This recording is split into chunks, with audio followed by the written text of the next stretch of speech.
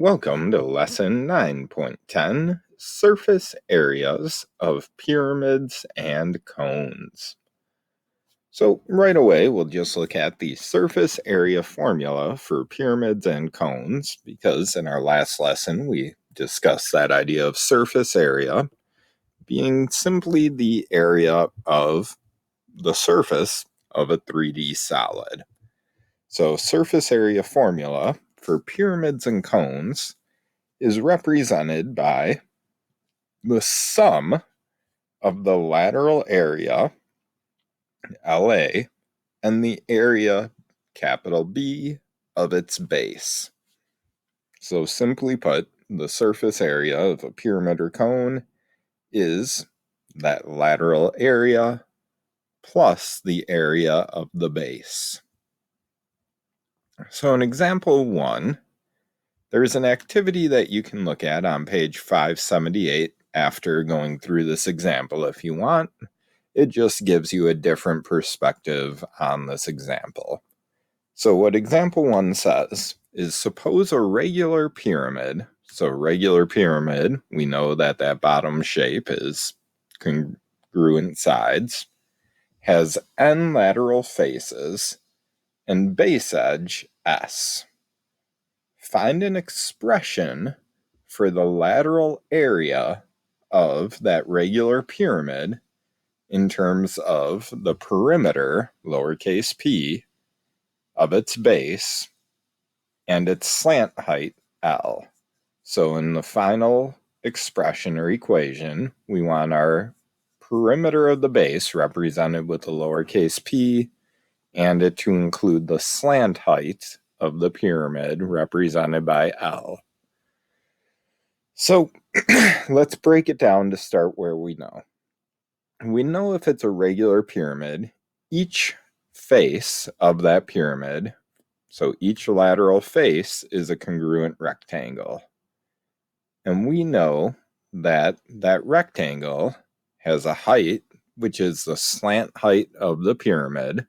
So the height of, not a rectangle, man, my brain's shutting down, triangle. Definitely a triangle, 3 sides. So we know that triangle, that's congruent on all sides of our pyramid. The triangle has a height, which is the lateral height of the pyramid, represented by L. The base of those lateral sides has a side length of S, which would be our base edge. So if I wanted to find the area of one of these lateral faces, just one of them, the area of one of these triangles would be 1/2 of that base length, S, times that lateral slant height, L. And then we know the number of triangles could just be represented by n, however many sides there are to our base, or however many lateral faces we have. So our lateral area is that idea that each triangle has 1/2 SL for its area, multiplied by the number of triangles. So the lateral area is 1/2 SLN. But for our final lateral area, we need to put P, the perimeter of the base, in. So what would P be, the area of the base? Well, the area of the base, or not area of the base, sorry, perimeter of the base is P. So P would be however many sides multiplied by the side length. For example, if we had a square pyramid, our perimeter would be the side length times the 4 sides. If we had a hexagonal pyramid, we have 6 sides. So it would be 6 number of sides times whatever the side length is. That would always give us the perimeter of the base. So P is S times N. So we would remove S and N from that equation, and the lateral area for a regular pyramid is simply 1/2 the slant height, L, multiplied by the perimeter of the base. So this expression here gives us the lateral area of any regular pyramid. So it's 1/2 multiplied by the slant height multiplied by the perimeter of the base. So we're going to use that in example 2 here, related to one of our Great Pyramids. So each side of the base of the Great Pyramid of Khufu at Giza has length 230 meters. The height of this regular square pyramid is 139 meters. Estimate its surface area. So if we know it's a square pyramid, we know the base is 230 meters on each side. We knew the height of the pyramid was 139 meters. So then, what we need to do first is find our slant height, L, which is also the height of one of our lateral faces. So to find L, we're going to use Pythagoras' theorem. And we know that the base of this triangle here is half that whole distance of the square base.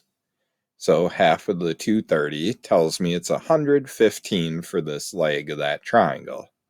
The vertical leg is 139.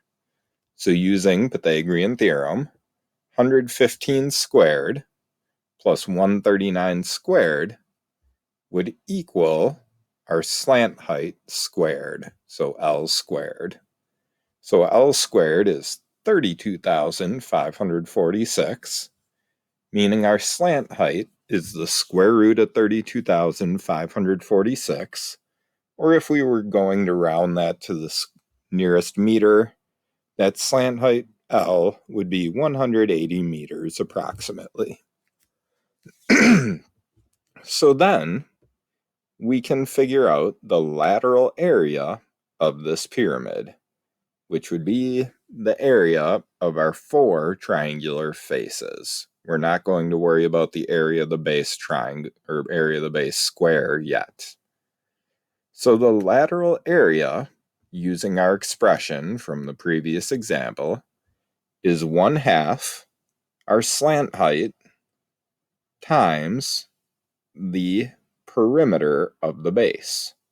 Well, the perimeter of our base would be 4 times 230, because we have 4 sides of that square.